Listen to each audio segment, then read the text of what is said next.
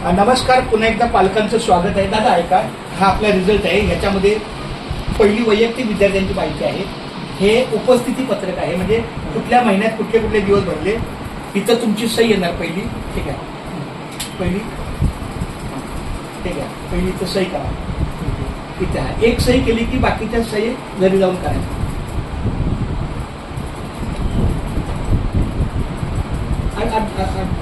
ठीक आहे, हां चला ठीक. आणि एक इथं आता घरी गेल्यानंतर इथं करा. हा, कारण आता जास्त वेळ हे करण्यापेक्षा पॉज आणि स्टार्ट. आता बघा, ही उपस्थिती आहे, ही वैयक्तिक माहिती आहे. त्याबद्दल मेन हे आहे की आता ही वैष्णवी, ही सामायिकचे मार्क आहेत आणि हे वार्षिकचे आहेत. पूर्वी आपण जेव्हा शिकत होतो तेव्हा 2008 पर्यंत मार्क आणि नंबरिंग होतं. पण महाराष्ट्र शासनाने असा निर्णय घेतला की 2009 नंतर नंबरिंगच्या पुढे मागं लागायचं नाही. याचं कारण मुलांमध्ये तो न्यूनगंड होतो की त्याचा 14वा नंबर आला, माझा 15वा आला, त्याचा 17वा आला. पण ज्याचा दुसरा तिसरा नंबर आहे त्याला बरं वाटतं. पण त्याचे 22, 23 आता माता इथे काय दिलं. आता इकडे विषय कुठला आहे? मराठी. हे काय लिहिले? काय श्रेणी, द्वितीय सत्र श्रेणी. मला तू सांगत आहे हे किती लिहिले? B1. तेव्हा मराठीला वैष्णवीला किती आहे? B1.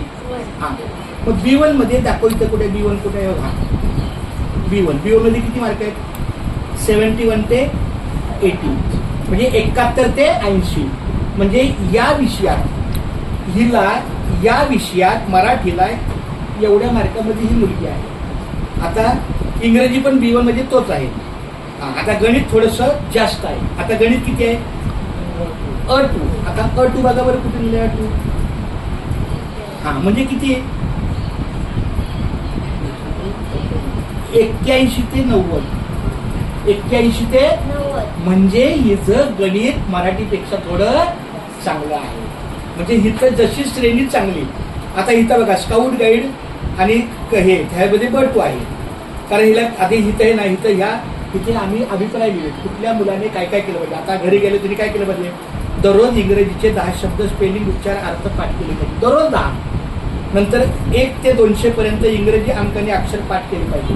म्हणजे 1 to 200, 1 to 200. आणि हे पण म्हणजे तर तिची अधिक तिची गुणवत्ता चांगली वाढेल. तर आता तू दुसरीतून कितवीला गेलेली आहे?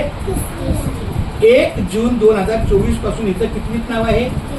आणि शाळा कधी सुरू होणार? 15 जून 2024. ओके, हा 2024 म्हणजे जून महिन्यात. चला, थँक्यू.